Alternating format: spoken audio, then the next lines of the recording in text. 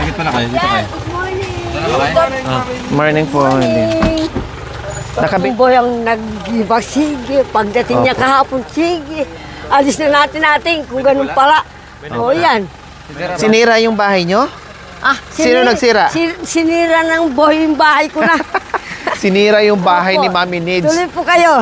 Ipapabarangay natin yung kung sino yung nagsira sa bahay ni Nanay Nids. Kaya nandito tayo ngayon mga kabayan. Dahil idudulog natin sa barangay yung problema. Giniba yung bahay ni Nanay Nida. So magandang umaga po sa ating lahat mga kabayan. Nandito po tayo ngayon sa lugar ni Mami Nids. Kaya tara, puntahan natin. Kaya ko yan. Halip po kayo. Ngayon, lumipat kami dyan. Sa Opo. bahay. Wala pang tubig, anak ko. Nag-iigib pa sila. Hindi, wala pa sila. Ay, anak ko. Talaga rin. So, ayan po yung bahay ni Nanay Nids, mga kabayan. No? At, ganito na po yung itsura. No? Natanggal na yung mga dingding. Ito po yung loob sa bahay ni Nanay Nids. So, nandito tayo mga kabayan para i-update natin. First day sa bahay ni Nanay Nids para ayusin po natin. No? May kasama tayong karpintero, si Tatay Prisco po mga kabayan. Siya po yung gumawa sa kusina at terrace po ni Kuya Joel and Ate Cha. So, nandito tayo para sukatin at ma-explain ko ni Tatay Prisco kung ano ang kailangan dito mga kabayan, anong sukat ng kahoy natin. Katulad niya, nakita nyo, lumitaw na po, may pundasyon na po ito ha. May pundasyon po, Ayan madam. po, may mga Ngayon, pundasyon. sira na po yung isang aligi. So, titinan natin kung ano yung mga kahoy na palitan, kung ano yung pundasyon na kailangan natin palitan mga kabayan. No? Kasi yung iba po ay marupok na po talaga, pero itong nasa itaas mukhang matitibay pa mga kabayan kasi malalaki yung kahoy. Opo, matitibay pa po, no? Matitibay. Okay po, sige po Tatay Prisco, habang ako ay tingnan nyo po yung Basta ang gagawin po natin Tatay Prisco, ating lupok ka rin. Halimbawa, mula sa itaas hardiflex tapos semento, hollow blocks. Opo. Yung parang hindi na tayo magkailangan na magputol ng isang hardiflex. No. Tapos 4 lapat. Para wala ng putol-putol po Tatay Prisco. Ay, yan yung haba ng hardiflex? Pwede. Pahigabin natin Tatay Prisco. Pangit pagpahiga. Putulin siguro. Pangit pahiga. Pag umulan, mapapasukan ng Ocho hanggang dito? Pakitingin nga pa ng size. Putulin nga yung hardiflex. Tapos 4 lapat. kung 8, 4-4. Kung size dito. Size yan. Kung putulin yan. Pag 4 po, 4 po. Patagilid. 4 ito po. Mataas Ito po siya. Size din. Pwede na size. sa is, Ito po yung size. Pwede pa size. Yan. Semento. So, hollow blocks na po yung dito. size na haba. Wala. meron, wala. Isa lang Kailang may ritaso Tatay Prisco, no? Magkaritaso. Sige, sa is siguro. Bahala na kung ako. Okay, sige. Saka na lang tayo mag-decide. Tapos yung mga kahoy po, kung anong sukat po. Kailangan nila para maibato natin doon sa gagawa ng mga 2x2 at saka kung anong kailangan. Okay, so ayan po mga kabayan na sabi ko nga po, itong panawagan po natin sa bahay ni Nanay Nids ay hindi lang po para sa bahay ni Nanay Nids. Ito totaling parang nagtayo ka ng panibago, no? Kasi nakita niyo na po, skeleto na po. So lahat dito ay yung iba dito ay papalitan po natin. Ang mangyayari po dito mga kabayan, lahat ng yero nakita ko ay ipatanggal ko na ito. No, ipaiwan ko na lang dito yung mapakinabangan mga kabayan para doon sa kusina ni Nanay Nids. Magagamit po niya 'yon. No, magagamit po yung yero para sa pangkusina kasi ito talagang kalawang na tapos manipis na talaga as in tapos butas-butas na. So Parang overhauling talaga itong mga kabayan, yung bahay ni Nanay Nids. Then after po nito, ay sa kusina ni Nanay Miling. So, wag muna natin intindihin yung kusina ni Nanay Miling. Dito po muna tayo sa sa bahay ni Nanay Nids. Focus po muna tayo dito. Then sabi ko nga ay hardy flex sa taas, then hollow block sa ilang patong sa baba dahil maluwang ito. Anong sukat po kaya ito, tatay, yung bahay? 2020 ano? Oh, di ako nagkamali. 2020 po ito mga kabayan, yung bahay ni Nanay Nids. Then, sabi ko nga, pag kaya pa ng ating power, no, ng ating budget, ay after mabubungan natin, madingdingan natin, kalahating hollow blocks, ay ang gagawin dito mga kabayan, gusto ko sana i-flooring na kahit flooring lang, no? Flooring lang. Importante na hindi putik sa loob, no? At maayos yung paggalaw ni Nanay Nids, lalong-lalo na matanda na si Nanay Nids, no? Kahit hindi natin ma-tiles, okay lang, basta ma-flooring lang natin, no? Mapatag to in flooringan. So yun po yun. So far, so good yung ating sponsor. Tayo ay hihingi pa rin po ng saklolo sa ating mga generous sponsors na kailangan pa rin po natin kadagdagan na budget para dito sa pabahay ni Nanay Nida po mga kabayan. No? At banggitin ko po sa ngayon po mga kabayan yung ating sponsor. So, ito po mga kabayan sa ngayon, yung ating sponsor na nakapagbigay na, kaya mag-start na po tayo dito sa bahay ni Nanay Nids. Nakita nyo naman po mga kabayan, may nagsusukat na, and then bukas mag-order na tayo ng materialis. Hingiin po natin yung initial na materialis po mga kabayan, kung anong request ng ating karpentero para the following days mga kabayan ay masimulan na. Ibig ko sabihin, masimulan na sa pag-akyat ng mga materials po mga kabayan habang inaayos pa yung ibang kahoy, no? Yung ibang kahoy plus ay papapatag ko pa ito mga kabayan kasi nakita nyo po dito ay hindi pantay, no? Kasi dating naka-flooring po at itong mga kabayan, itong kapiraso sa tagal na panahon bumigay na, no? Kasi yung lupa din dyan mga kabayan hindi na pantay, no? Siya nga po pala mga kabayan, baka meron nang nakapagbigay dito sa bahay ni Nanay Nids na hindi ko po nabanggit. Paki-update nyo po ako ha, kasi syempre lagi kong sinasabi, halimbawa meron akong nakalimutan, nakaligtaan, hindi nakuha, kasi maraming beses na po mga kabayan na merong nagpapadala sa atin na bumabalik sa kanila yung padala kasi hindi natin nakukuha, nakakalimutan natin, no? Nagre-remind sila sa atin, umaabot na ng isang buwan, no? Nag-return to the sender na po mga kabayan. Like nung nakaraan, merong isang nagpadala sa atin, no? Nag-remind na naman na hindi natin nakuha. Mayroong sitwasyon na ganyan po mga kabayan. Kaya please, baka merong akong hindi na lista o nakuha or hindi nabanggit, paki-update nyo po ako mga kabayan para sa next mention ko po ng mga sponsors ay masabi or maisulat ko dito para maisama ko po ha. Kaya i-update nyo lang, huwag kayong mahiyang mag-update sa akin mga kabayan kasi nakakalimutan ko sa sobrang busy po natin. Okay, so kailan nyo po ito pinatanggal yung mga dingding, Nanay Nids? Kahapon pong alauna po.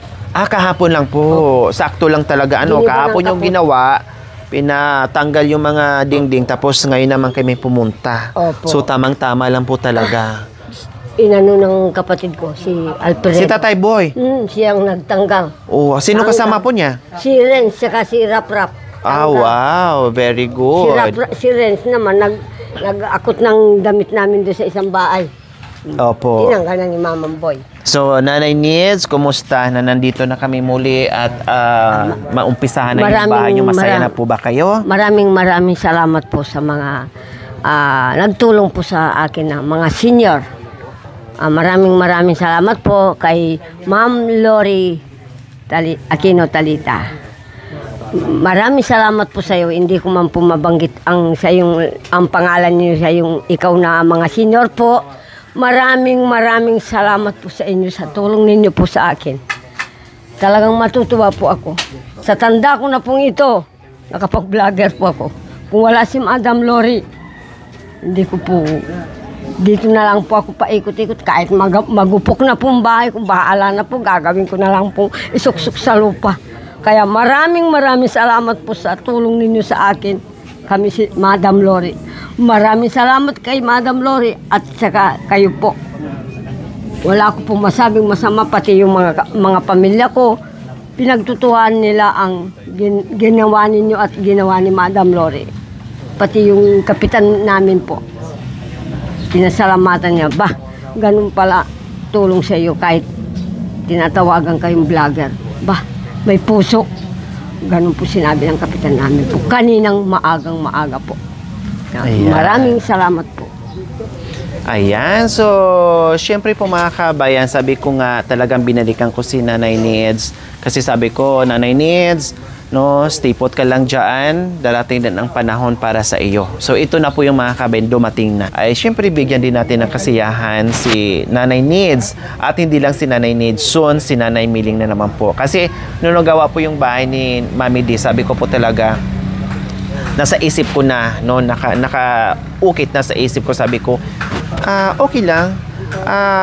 Pagdating ng panahon, sabi ko ay pasisiyahin din natin si Nanay Nids and Nanay Miling. Ang akala nga nila mga kabayan, walang ganito no? Ang akala ni Nanay Nids sa buong buhay niya na hindi ko na babalik, hindi na ako babalik, at walang tutulong sa bahay niya, pero hindi niya alam na nasa puso ko na yun, nasa isip ko na yun na mag-antay ka lang. Pagdating ng panahon, ikaw din ay maayos. Kung hindi man kagaya kay Mami din na may ibibigay ko sa'yo, basta mapapaayos ko yung bahay mo. So, yun po yung sinabi ko. At hanggat dumating ito mga kabayan, sinabi ko na nga sa kanya, Nanay Nids, salika, tulungan natin. Tulungan ko po kayo na ipagawa at ipaayos yung bahay nyo. So ito na nga po, at niyakap tayo ng ating mga sponsors ngayon. Kaya maraming salamat. Ulitin ko po, mag-start na po tayo sa bahay ni Nanay Nids. Kaya kailangan pa po namin ng karagdagang makalikom po mga kabayan para tuloy-tuloy po ang pagpagawa dito, pagpaayos dito sa bahay ni Nanay Nids. Ulitin ko rin po mga kabayan, hindi po ito simpleng renovation. Nakita nyo naman po kung ano po yung dapat palitan, no, at halos lahat natanggal. Ang nakaano lang dito mga kabayan, yung ibang poste ay okay pa, yung iba hindi na, kasi kinain na rin po ng mabait na anay mga kabayan, no. Pero sa itaas, nangitim lang po siya dahil dito nagsasaing si Nanay Nids sa loob ng bahay niya. Pero kita naman po namin dito, no, at nandito na mismo yung karpintero, chine-check niya, marami pang pwede na magamit at matitibay na mga kahoy. So sa kahoy po mga kabayan, wala nang problema kasi nandiyan na, no, ay hahakutin na lang po, gagawin na lang po para hakutin papunta dito at makapag-start na po tayo kaagad. So bigyan nyo lang po ako ng ilang araw mga kabayan para maghakot ng materyales, no, mag-prepare sa mga kahoy, and then sunod-sunod na po yung mga kabayan, no. Magiging busy na naman po tayo dito, Mami Nids. Maging busy na naman po tayo dito. Kaya lahat tayo ay magpagod, kaya kailangan natin yung anak nyo po, yung sino yung pwedeng umalalay din po sa atin dito dahil hindi kakayanin ng team or kung kami-kami lang ang kikilos. Opo, kailangan tulong-tulong po tayo dito para sa inyo, ha? Maraming salamat po. Abang malakas po ako mga senyor, hindi ko iiwanin si Madam Lori. Bago po ako bumitaw sa kanya, siguro hindi na po ako makakalakad.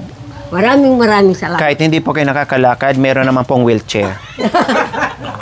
Bibilhan ko po kayo ng wheelchair, Nanay Nids, para magkasama pa rin po tayo. Yan daw po ang pangako ni Madam. Kung hindi na po ako makakalakad, naka-wheelchair na lang po daw ako. Naka-wheelchair. Tapos, ipahila ko po kayo sa sasakyan. Kasi naka-wheelchair na kayo Hihilain na lang.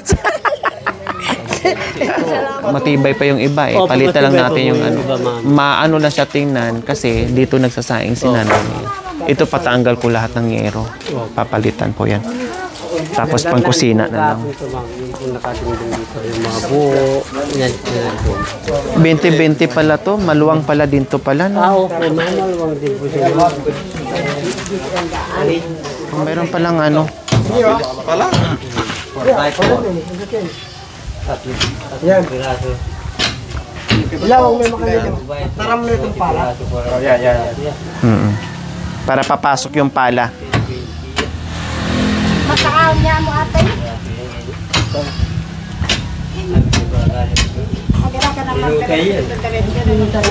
Pwede na natin yung order yan eh, no? Para pag ano, kasi hindi na pang isahan na order yan. Hingiin mo na lang ni Nanay Nitz yung address. Dito nga nabiling kami ng pagkakas sa kwarto.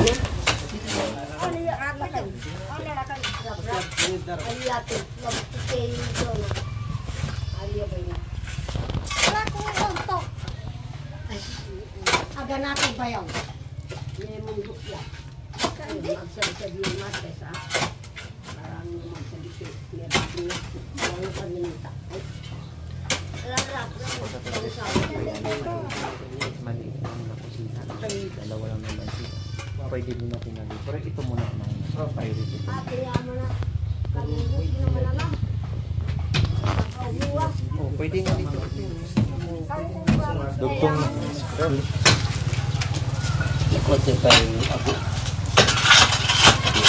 Isang kwarto. Tapos sala.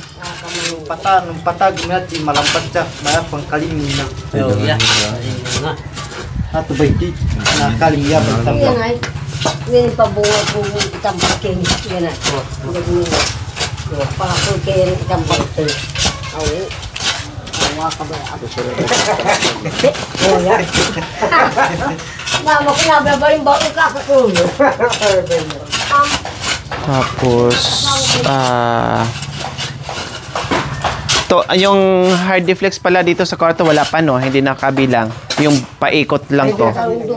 Hindi pa. 6, 7, 8, 9, 10. O, dalawa. Dalawa. 8. Tapos dito tatlo. 8. 3, 6. Pintuan pa. Siyam. Tapos pintuan. Diyan. Isa lang. Dito. Ilan na yan? 13 ng hard deflex. 13? 30? 30. Plus idagdag tong 8. Ay, 40 muna. 30 na. Ah, okay. Bayan, okay na. Fix na kami, no? So, order na tayo ngayon mga kabayan. Kasi para unti-unti nang maiakyat yung mga materyales habang naghuhukay po sila mga kabayan. Ayan, tulong-tulong pati kapatid ni Nanay Nids, nandyan. Yung anak ni Nanay Nids, nandyan din po mga kabayan.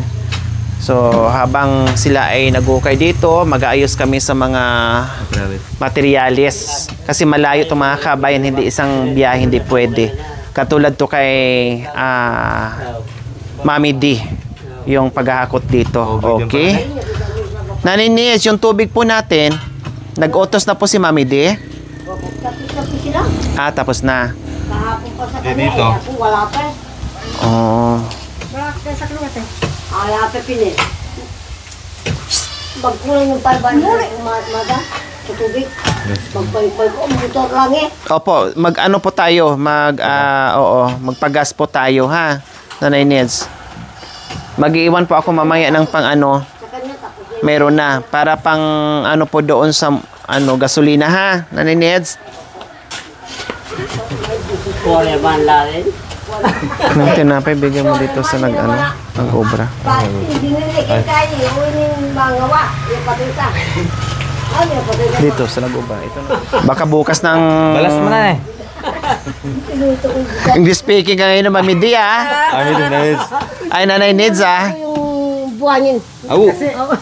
Kasi, inuutusan na yung bahay, kaya English. Nag-English speaking na Hindi pa kami nakabili kasi ng mga na eh. kapay. Alam ko naman. Meron ka pa yan? Alam ko naman ang tayo ni Madam Lori. Pagdaan-daan lang. Kung hindi ka magtiis na, Madam. Opo. Hindi mo mabigla. Paghinda po nila mamaya ha. Nanay Nids. Oo. Okay, sige. Kasi habulin ko yung materyales. Mag-order kami. Tara. Abang-abangan ka muna. Pakiabang-abang na lang po, Nanay Nids ha. Yung ano po, yung magdi-deliver pa. Ay, abang-abangan nyo na lang po. yung mag-deliver ng materials. Kuya yung ano, saan yung truck? Para alam niya din na. Hindi, doon daw sabi ni Kuya Nat sa ano. Sa kanya. Oo, masikip na kasi. Opo, iikot. Ayan, hindi na po kami magtatagal kasi dadaan kami ngayon ng hardware at i-order na po namin yung mga materials para unti-unti na pong iaakyat habang sila ay naguhukay dito. E din pagbalik natin dito mga kabay, syempre mamimili na naman tayo ng pagkain, no? Kape is life. Kaya magiging busy naman po kami. Tatay Boy, dito na po kami ha. Mauna na kami, Kuya Nat. Nanay Nids. Bye-bye. Dadaan pa ako kay Mami D. Saglit. Bukas magkikita din tayo. Bye-bye. Magmerienda din. Opo.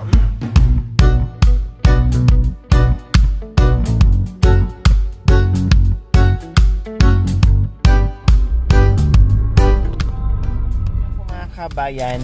So ayan po mga kabayan, ito yung na-request ng ating karpintero. Sa ngayon po, ito po yung computation ng hardware. So 38,903. So almost 40,000 ako mga kabayan yung ating pabayaran ngayon.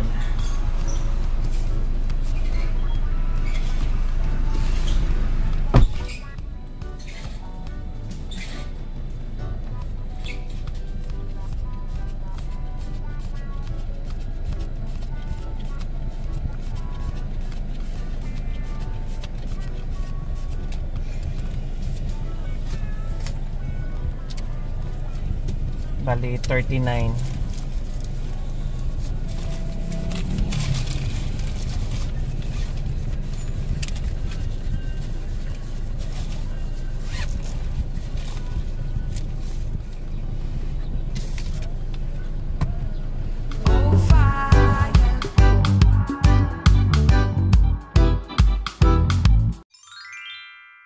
Thank you for watching. Don't forget to like, share, and subscribe.